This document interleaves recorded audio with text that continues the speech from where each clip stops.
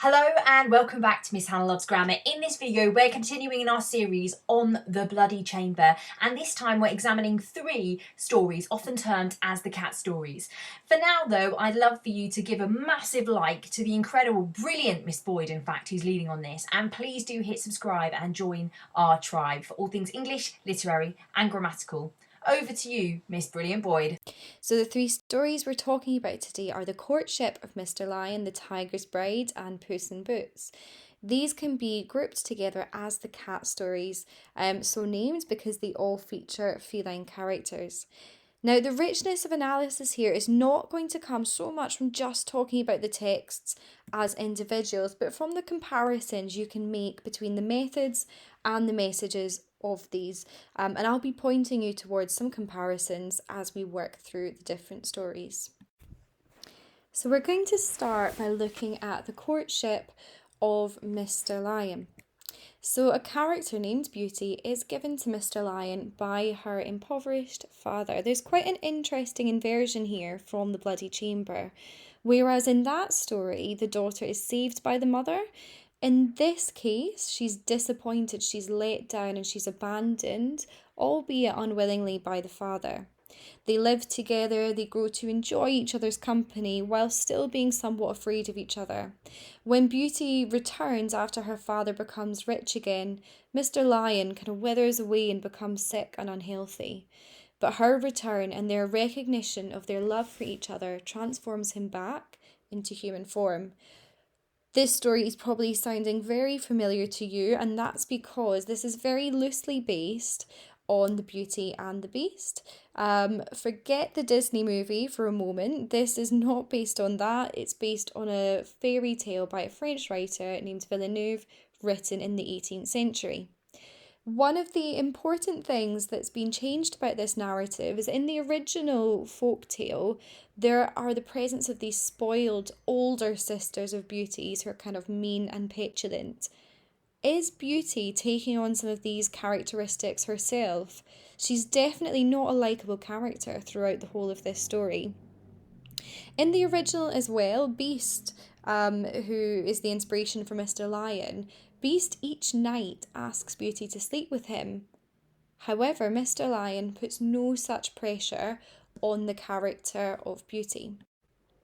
So I'm going to talk through some of the key methods. Now, the first thing we need to think about is this very conventional Gothic setting. As you're reading this, I'm sure you picked up on lots of the similarities to the Bloody Chamber of this very old grand house. However, where it departs from the Bloody Chamber is there's also a bit of a sense of vulnerability in the setting itself.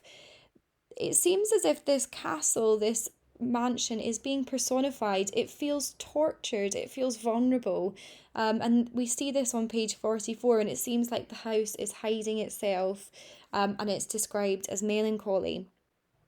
Another key, both similarity and difference to the Bloody Chamber, is also the fact that this is a remote setting. But the key difference here is that in the Bloody Chamber, that remote setting is used and exploited by the husband as a way for him to enact his violent sexual desires. Here, that remoteness allows it to become a place of romance and intimacy.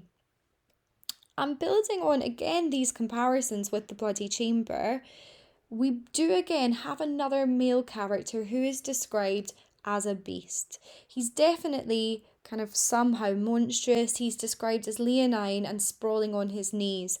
But a really important point of departure here from the Bloody Chamber is that he's not a villain. He has a much more sense of humanity about him. He's also clearly uncomfortable in his role as a beast, and he feels intimidated by Beauty. We have another change as well in the narrative voice and tone. After the first person narrative of the Bloody Chamber, this moves back to the third person. This is much more traditional of the fairy tale form. Remember that fairy tales are conveying often quite simplistic moral messages. But this third person is working to do something more than that. It leaves our protagonist open to criticism. She is definitely not fully likeable for us. And there's moments when the narrator is being actually quite sarcastic and quite critical about them. For example, when Beauty believes herself to be pure and she is described as Miss Lamb, spotless, and she's also later described as a mite petulant when she is being described as childish and spoilt. Let's compare the ending of this to the ending of the Bloody Chamber. Yes, Beauty is spoilt in the middle, but this is still a much more optimistic ending than the Bloody Chamber. She is finally able to look beyond her own awareness of herself as a beautiful woman and to really see Mr. Lyon. And there's that quote there on page 54. This movement away from an intense awareness of herself as being in the male gaze, as valuing herself for how she is viewed by men, moving beyond that allows her to create a meaningful connection. Of course, it's not Beauty's fault necessarily that she values herself and she values her beauty. She is, after all, operating in a patriarchal structure. A question we can ask about the ending is this about the transformative power of love? Her return from the city and to Mr. Lyon in the Gothic castle, it saves Beauty from what really sounded like quite an empty life, and also of petulance, and it humanises Mr. Lyon. We see that quite explicitly, symbolically, when he describes himself as no longer a lion in her arms, but a man. Another alternative question about this ending could be, is this about the importance of us truly seeking to see and understand others as individuals, not as representatives of their gender? Now, the husband in the Bloody Chamber, he's not literally a monster in the same way that Mr. Lyon is shown as a beast. However, the husband at the end of the Bloody Chamber is much more monstrous than Mr. Lyon ever was. The husband dies a monster because he's never able to see women as individuals. He's never able to see women as anything other than instruments for his own violent sexual desire. However, Mr. Lyon sees Beauty for her identity, and Beauty is able to see Mr. Lyon as an individual despite his differences, and ultimately that is what humanises them both. So we're going to look at our next story that features as the male character this kind of monster or beast, and that is the Tiger's Bride. So it's very similar to Mr. Lyon in terms of plot, in the sense that we've got this protagonist who's handed from one male figure, her father, to another. In this case, she's lost rather carelessly by her father in a game of cards. A crucial difference, however, is that at the end, the heroine herself transforms into a glorious tiger and ends up in a relationship with the beast. So obviously we've got another story which is loosely based on the Beauty and the Beast, but with that inversion at the end. And the big question here is, why does Carter change the ending so that the female protagonist turns into a beast as well, rather than making them both human? Is she suggesting that by tapping into our sexuality, by tapping into our desire and those parts of ourselves that maybe feel more primal, is that empowering? Is that liberating? Or is she suggesting maybe that perhaps being beastly isn't so bad after all? We're also going to compare the narrative voice and tone to the stories that we've looked at prior. So after the third person narrative of Mr. Lyon, we're moving back to that first person past tense voice that we recognise from the Bloody Chamber. She is much more self-aware than Beauty. She's allowed to be self-aware because it's a first person narrative, and she's got a very distinctive voice, and she's very willing to be critical of the male characters. For example, she definitely does not hold back from criticising her father. She describes him as tear beslobbered in what's quite belittling language, and she's really quite harsh and describes her spite as sharp as broken glass. She's not conforming to this role of dutiful daughter. She is definitely making her displeasure known to us as readers. And she's also quite critical of the beast, not in perhaps an unkind way, but she sees his vulnerabilities. She's not completely in awe of him. So the big question is, how do we respond to this narrative voice after the depiction of beauty in the preceding story? Do we dislike her because of her harshness? Or do we admire her willingness to take the world and see the world for what it really is, including holding the characters around her to account? One of the key methods that we're going to discuss is this characterization of the tiger. There are some fabulous comparisons to be made here between the husband of the Bloody Chamber, who's our kind of straightforward villain type, and then the much more vulnerable depiction of Mr. Lyon, and the tiger seems to really combine a lot of these. We definitely sense with him that there is this hidden propensity for violence and domination, and by having him wear that mask of a man's face, perhaps Carter is suggesting that all men have this hidden propensity. He also is definitely trying to control her, trying to own her, and is playing into that same desire and almost fetishization of virginity that we see in the husband. However, he is combined with that vulnerability of Mr. Lyon. So, for example, he's described as ungainly, he's described as fighting a battle with himself. So, this could perhaps be our most nuanced description of masculinity so far. I also want to talk about the nursery tale that the protagonist remembers the nurse telling her about the Tiger Man. And that's the story that if little girls don't behave, the Tiger Man will come and gobble you up. So we could compare that to stories that you might have heard as a young child about the bogeyman. So we've got this idea, it's male sexuality and power. There's definitely a sense of sexual threat about the Tiger Man coming to gobble you up. That's being used as a cautionary tale to make sure little girls behave. That's little girls' first introduction to sexuality, to ideas about desire, is that it's scary, it's to be feared, it's something that's used to control other people. So, how does this affect our reaction to the protagonist's behaviour towards the tiger himself? She holds her own ground and she does stand up to him. Does this make us admire her even more, considering the stories that she was told as a young girl? And we're going to go back again and keep looking at the endings and resolutions. Endings are a really excellent point of comparison for your NEAs. It will help make sure you're keeping your comparisons really closely linked. So we definitely are going back to this idea of virginity and this male kind of fascination or obsession with that. And the earlier depictions of the tiger's interest in her virginity is definitely exploring the difficulties of experiencing female sexual desire in an oppressively patriarchal setting. Despite the obstacles that she is up against, though, she does ensure that her first sexual experience is very firmly on her own terms. She's not the sacrificial victim that we see in the Bloody Chamber. She waits until they both encounter each other naked, as she has decided that will happen. And this moment when they see each other naked for the first time, it's actually quite a moving moment, and we see it's a moment of tenderness and vulnerability for both of them. So she's obviously experiencing those nursery fears that reference back to the fairy tale told by the nursery nurse, nursery fears made flesh and sinew. But he too is afraid, and this is another point where he really differs from the husband in the Bloody Chamber.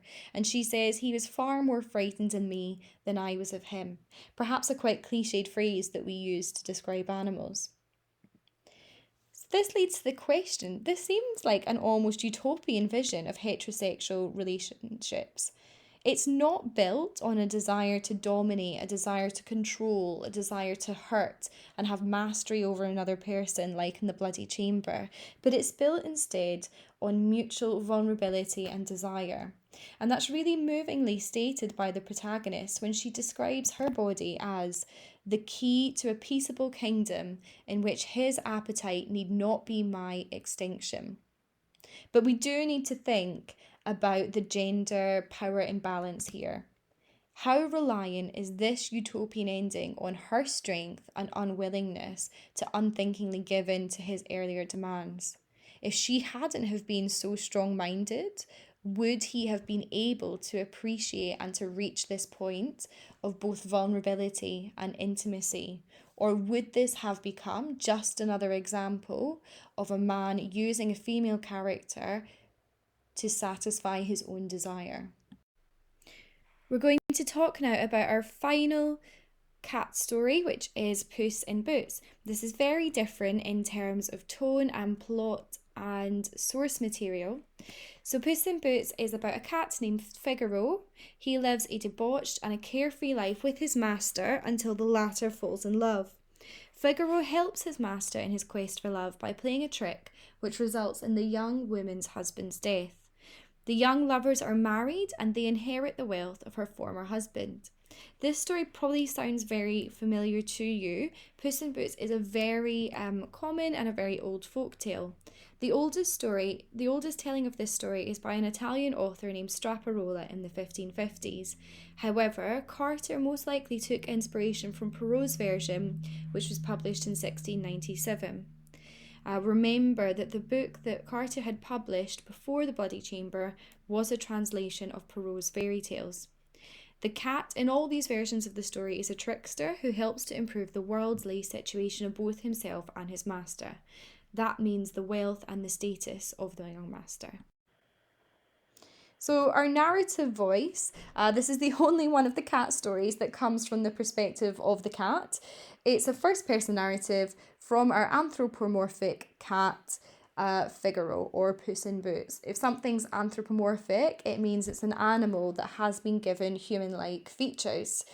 So the tone that this cat takes with us as readers through, it's very conversational, it's quite intimate. When you read it, it feels like he's directly engaging you in a conversation and telling you a story. There's lots of examples throughout this story where he directly addresses us as readers. I've given you one there.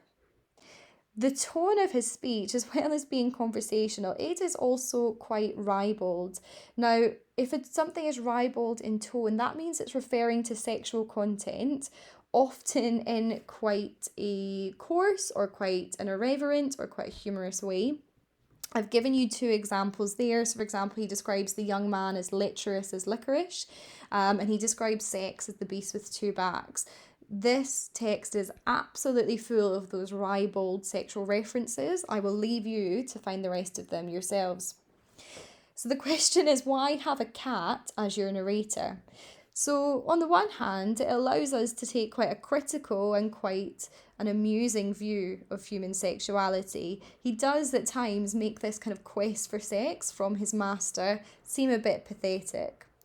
He also does explore it in quite interesting ways. So Puss in Boots originally thinks that the master is seeking to fall in love with the young lady just as a part of a game. He says it's the hazard of it draws him, see. So in sex, there's drawn up this idea of mastery, of trying to win someone over, or of conquest. However, Puss in Boots does change his mind, and he's ultimately quite tender in its portrayal of relationships. And he too settles down with a family, and it ends in what is actually a very moving ending when he describes his kittens and says, "I smile all day long." So we've got quite an interesting presentation there of somebody whose view towards relationships and sexuality changes quite drastically from the beginning to the end of this tale. The most important method that we're going to discuss for Puss in Boots is Carter's references to the Commedia dell'Arte. Commedia dell'Arte is an early form of Italian theatre. If you were to compare it to something in our culture, you could compare it to pantomime. That's because you would have these groups of actors and they would each take on the roles of different stock characters. And I'll talk about some of them in a moment. A typical plot of Commedia dell'Arte would be about two young lovers trying to be together in the face of various obstacles. And the tone would often be, again, quite ribald, quite sexual. There would be a lot of jokes, as well as the romance story. So all these references work together to create quite a raucous tone, but it also places the story very much in the context of stock characters. With the exception of Figaro, who does have some development across the story, this very much is not a tale about individuals. It's meant to be quite a universal tale. Some of the references include Pantalone. So Pantalone is a stock character in the Commedia dell'Arte who's a caricature of a pathetic, jealous older man. We know that she's referencing Pantalone because the young lover's husband is known as Pantaleon, which has been changed to include the Italian for lion. On page 84, Figaro compares himself to Harlequin. Harlequin forms part of a group in the Commedia dell'Arte known as the comic servants. These are characters who are tricksters, they're quite deceitful, they're very funny, but they're willing to kind of trick other people to advance their interests and those of their masters. So we've got an explicit reference here to the narrative function of Figaro. Harlequin in that group of comic servants has a female equivalent, which is known as either Columbine or Soubrette, and that's who Tabby takes on. On page 92, the young master dresses as a character named Il Famed Dottori in order to gain access to his lover's house. Il Famed Dottori is another character of the Commedia dell'Arte. He is an older figure, a patriarch of the household who would often get in the way of the lovers being together. And the lovers are a central part of Commedia dell'Arte theatre and are known as innamorati. So just to take you back up to that first bullet point, or remind you that again, these references, they all work together to create that raucous tone. They also place this story firmly in the context of stock characters. So finally, we're going to keep comparing the endings of these different stories. So we have actually really quite a joyful ending here. It ends with a joyful display of sexual desire.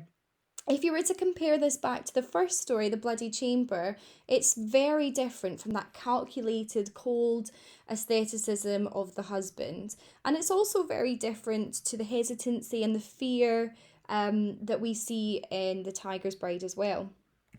The sexual pleasure and excitement the lovers experience is clear when Figaro describes them as going at it hammer and tongs. But it's important to note that this is not only a sexual connection. There is also clearly an emotional connection that is achieved through sex. And this is quite movingly described by Puss when he says that soul they both saw in one another's bodies has such insatiable hunger that no single meal could ever appease it. There's an interesting comparison to be made there with the protagonist's description of Mr. Tiger's appetite at the end of the preceding story. Now, in terms of the ending as it affects the young woman, we don't have very much insight into her through this story. But in this moment, we do get a glimpse that sexual experience has empowered rather than debased the young wife. She very quickly becomes much more assertive, and we see that in the way that she speaks to the housekeeper. And yes, we have all these positive consequences of their sexual union, but there is also the death of an older character is necessary for that to happen. The older man has to die for the sexual freedom and empowering of the young. Now, this death is depicted as quite comic here, for example, when Puss describes him as dead as a doornail. But this is an idea that Carter is going to revisit again in the wolf stories later in the collection, perhaps in quite a darker way. We've now looked at every story from the Cat Stories selection individually, and it's up to you to make your comparisons between these texts using the information we've looked at today and what you found in your own reading.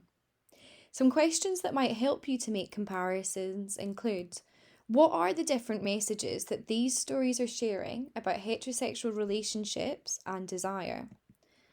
What tone has been created in these stories through the use of setting, cultural references and imagery? How does that differ? And how does that link to those messages about heterosexual relationships? How do the endings communicate different ideas and emotions? And how do the narrative voices and purpose differ from one another? That's everything today for the cat stories. Remember to go through this video as many times as you need, to pause it, to add to your own annotations, and let us know of any other ideas that you want to share in the comments.